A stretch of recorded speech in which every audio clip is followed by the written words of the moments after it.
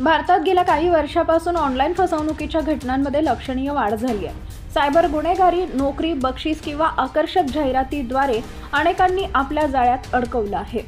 सध्या सोशल मीडियावर online pregnant job service नावाची एक जाहिरात वाऱ्याच्या वेगाने व्हायरल झाली आहे। या जॉब संदर्भात महत्त्वाची माहिती समोर आली आहे। फेसबुकवर एक पोस्ट व्हायरल होत आहे, ज्यामध्ये एक महिला सांगत आहे की ती विवाहित आहे, परंतु पतीच्या आरोग्याच्या समस्येमुळे ती बाळाला जन्म देऊ शकत नाही।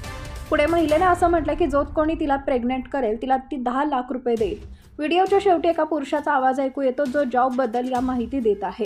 तसेच कोणताही व्यक्ती या जॉबसाठी अप्लाय करू शकतो असं सांगितलं जात आहे।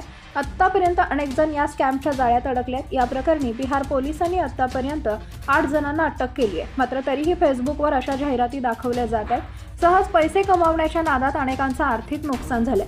या स्कॅममध्ये अडकलेल्या बऱ्याच लोकांनी पोलिसात तक्रार नोंदवली नाही, अशी माहिती पोलिसांनी दिली आहे। तुम्हीही अशा स्कॅमचे बळी ठरला असाल तर लगेच जवळच्या पोलीस ठाण्यात याबाबत तक्रार द्यावी किंवा नॅशनल सायबर क्राईम रिपोर्टिंग पोर्टलवर ऑनलाईनद्वारे तक्रार नोंदवावी। सायबर गुन्हेगारीला आळा घालण्यासाठी दोषींविरोधात कठोर कारवाई केली जात आहे। मात्र तरी देखील अशा घटना सुरूच आहेत।